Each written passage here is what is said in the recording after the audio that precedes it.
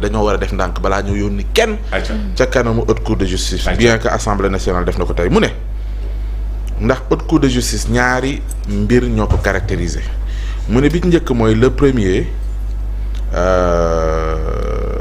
mooy ni justice waaw haute cour de justice amul affaire n'a pas d'affaire mu teg ci ne c'est une loi de premier et de dernier ressort mu ne aucune possibilité de réouverture de la cour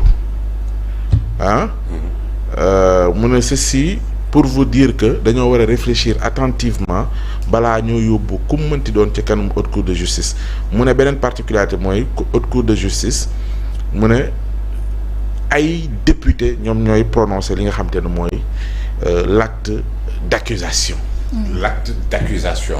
benn pàcc la dinaa ñëwaat ci yeneen yi mu wax. demal bu la neexee demal dama koy def pàccal bañ mu réer yii mu wax nii. mu ne haute cour bi lii rek tax na balaa kenn di dem ñu xoolaat ko. donc premier dernier ressort. la chose boo xamante ne man ak yow on est d'accord là-dessus. c'est que cour du am double degré de juridiction. on est d'accord là-dessus. oui alors léegi amul benn possibilité de réouverture de la cour c'est ce qu'il dit. mais pourtant vas-y voir la loi organique sur la haute cour de justice. pourtant jox na la possibilité d'un recours en révision. mu ne sans révision du procès. si révision du procès. si am na Pape Ousmane bu dee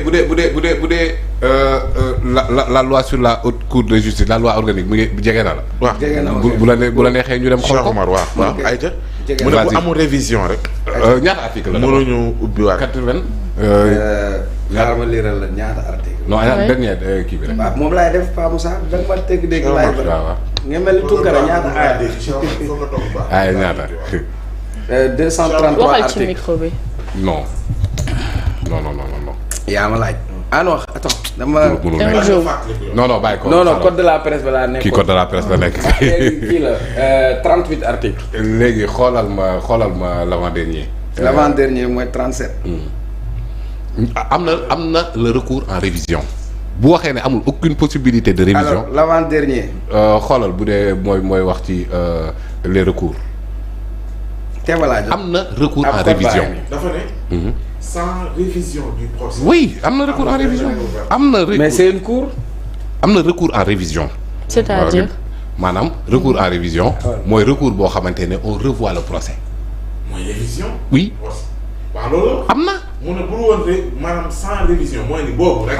bu dul révision. ah d'accord oui on est d'accord. ñu ubbi. oui sur ce point je suis d'accord. donc révision la lay tekki. qu'en cas d'erreur judiciaire ñu mën a reprendre le procès. comme li Karim Wade merci. donc kon on est d'accord que am na révision am na possibilité de révision donc moom appel moom moo amul wala cassation mais révision am na maanaam revoir tout le procès comme li Karim Wade doon réclamer bi ñu ko condamné définitivement ak CREI. mu teg ci ne. député ñoom ñooy prononcé l'acte d'accusation. mooy li ñu doon def tey déedéet résolution de mise en accusation. résolution la tey. léegi pour xam nga li mu bëgg a wax foofu noonu. que la cour aurait été une cour éminemment politique. bu résolution de mise en accusation bi jàllee kiy njëkk a jël dossier bi c'est une commission d'instruction il n'y a pas de député là-bas il n'y a pas de député. Section 1 article 17 la résolution de l'Assemblée nationale. La résolution de l'Assemblée nationale votée dans les conditions prévues à l'article 101 de la Constitution et portant mise en accusation devant la haute cour contient les prénoms, noms et fonctions des accusés, l'énoncé sommaire des faits qui leur sont reprochés et dans les cas prévus à l'alinéa 2 de l'article 100 de la Constitution, les visas des dispositions législatives en vertu desquelles est exercée la poursuite. Article 18, les membres de l'Assemblée nationale faisant partie de la haute cour ne prennent part ni au débat ni au vote sur la mise en accusation. Article 19, la résolution visée à l'article 17 est transmise sans délai par le président de l'Assemblée nationale au procureur général. Le procureur général en accuse réception sans délai. Section 2 de l'instruction. Article 20, dans les 24 heures de la réception de la résolution, le procureur général notifie la mise en accusation au président de la haute cour et au président de la commission d'instruction. Article 21. la commission d'instruction est convoquée sans délai sur ordre de son président qui invite chaque inculpé à faire assurer sa défense par un avocat régulièrement inscrit ou par toute personne de son choix. Faute pour un inculpé de déférer à cette invitation, il lui désigne un défenseur d'office parmi les avocats inscrits. ban nga ci soxla. oui lan la ñu bëgg a expliquer à travers ces articles. ci instruction bi ak mise en accusation. non ñun on était d'accord que ni Aïssata li mu wax mooy le recours en révision est possible. bu dul loolu amul beneen procédure d'appel ni de cassation donc dire que ni juridiction bi moom mooy def en dernier ressort amul benn possibilité de révision loolu nekkul on est d'accord. alors léegi ñu ngi woon ci station bi mu naan que ni député yi ñoom ñooy prononcer l'acte d'accusation boobu yeggaguñ ci juridiction de jugement bi Idrissa Seck te du haute cour de justice lañ ko yóbbu woon te du ay magistrat ñoom ñoo ko jox noo lien il n'était pas systématiquement condamné parce que ay député wu PDS ñoo nekk foofu député wu PDS jotuñ sax laal dossier ba parce que la commission d'instruction de la haute cour de justice est constituée exclusivement que de magistrats.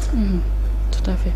avocat général bi nekk cour d'appel moom mooy nekk président commission d'instruction ba ñeneen membres yëpp ay magistrats la ñuy doon.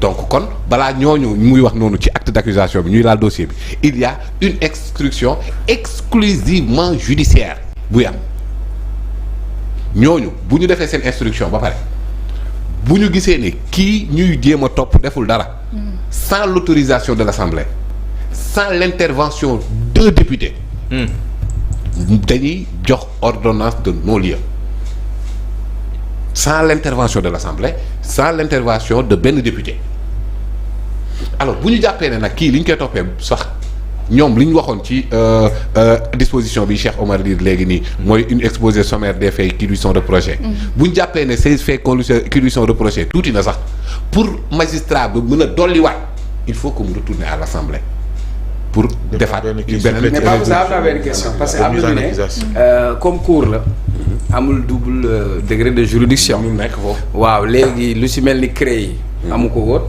mais ñi nga xam ne ci lañ leen doon topp bu ñu génnee Sénégal dem ci au niveau international dañ leen doon wax ni cour bi amul double degré de juridiction est-ce que tey suñu leen àttee ci haute cour de justice bi est-ce que du am risque boobu est-ce que loolu mënul nekk am waaw xam nga tey jii nii privilège de juridiction dans les démocraties modernes daanaka ñun rek ñoo ko dese. Le président français. taxal nañ ko branche te pourtant ca juridiction ordinaire yi la jaar. président en exercice bu États-Unis nii juridiction ordinaire yi te fekk nekkoon na président avant. donc pour que li ñuy wax genre les standards au niveau international lii pour man lu ñu war a dépasser la. on est tous d'accord donc difficulté d'exécution bi amoon ci kaawu Karim Wade mën na amaat ci cas bii nii.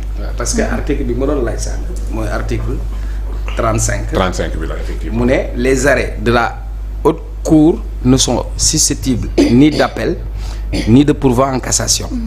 Toutefois ils sont susceptibles de révision dans les formes et conditions légales.